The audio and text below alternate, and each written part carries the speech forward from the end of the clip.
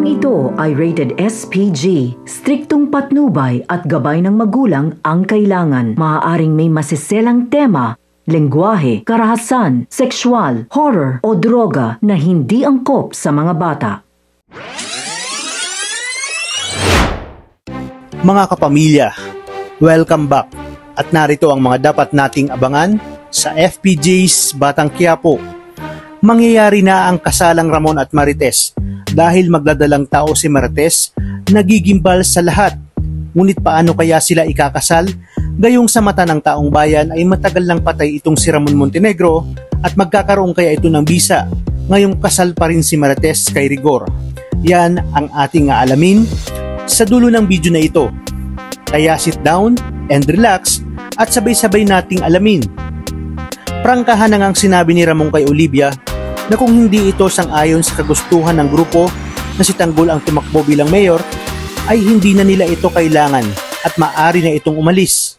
Sinabi naman ni Tanggol kay Ramon na kapag siya ang naging mayor, ay sisiguraduhin niyang susundin at igagalang ng mga taong kanyang nasasakupan ang batas.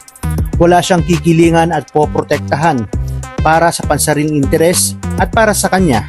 Pantay-pantay ang turing niya sa mga taga-Maynila. Hindi umano magiging uso sa kanya ang palakasan. Sa kabilang banda, hindi mapipigilan ni Marites at Ramon ang umaapaw na emosyon at makakaramdam si Marites ng pagpapahalaga, pagkalinga at proteksyon sa piling ni Ramon. Bagay na hindi pinaramdam sa kanya ni Rigor dati. Kaya naman dahil sa mga emosyong ito ay may mangyayari sa kanila ni Ramon. Sa pagkakataong ito ay wala nang sapilitang mangyayari at kusang isusuko ni Marites ang kanyang bataan kay Ramon. Hindi niya alam kung tama ba ito. Basta't hinayaan na lamang ni Marites na mangyari kung ano ang dapat na mangyari. Sa paglipas ng mga araw ay magkakaroon ng mga senyales si Marites ng pagdadalang tao. Madalas kasi itong magsusuka at nahihilo. Agad na ipinatawag ni Ramon ang kanilang family private doctor at ayon sa doktor, nagdadalang tao si Marites na siyang ikinagulat ng lahat. Tuwang-tuwa si Ramon at si Marites naman ay hindi maipaliwanag ang kanyang nararamdaman. May parte sa puso niya kung tama ba ang kanyang mga desisyon at ginawa. Ngunit mas nangingibabaw sa kanya ang pagmamahal na nararamdaman dahil hindi nga maikakaila na napamahal na siya ng tuluyang kay Ramon. Hindi kayang sabihin ni Marites kay Tanggol ang tungkol sa kanyang pagbubuntis. Kaya sabay sila ni Ramon na magsasabi dito. Gulat at galit ang naramdaman ni Tanggol. Ngunit dahil sa pagpapaliwanag ni Ramon, di kalaunan ay natanggap na rin ni Tanggol ang lahat. Para sa kanya, hindi dapat madamay ang bata sa kung anumang hinanakit niya kay Marites. Batid kasi natin na hindi patuloy ang napapatawad ni Tanggol si Marites. Ngunit dahil sa magiging kapatid na buo ni Tanggol, matatanggap niya rin ito di kalaunan.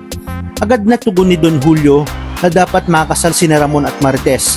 Ngunit kasal pa rin sina Tess at Rigor at alam pa rin ng taong bayan na patay na si Ramon Montenegro. Hindi ito mahirap kay Ramon at magagawa niya ito ng paraan sa tulong ni General Ribas at ni Tanggol na kasalukuyan na ngang mayor ng Maynila. Kaya naman, dito na mangyayari ang pinaka-engranding kasalan sa mga Montenegro.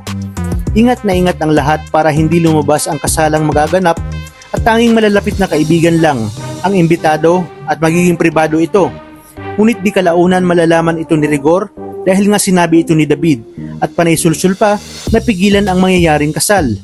Sa inyong palagay, matutuluyan pa kaya ang kasalang ito o mas lalong magngingit-ngit sa galit itong si Ramon dahil madadamay ang kanyang anak kay Marites dahil na rin ito sa gagawing ni Rigor. Kaya naman kapamilya, tutok lang dahil marami pa tayong dapat abangan dito lang sa FPJ's Batang Quiapo. Maraming salamat sa inyong panonood at pagpalain tayong lahat, kapamilya.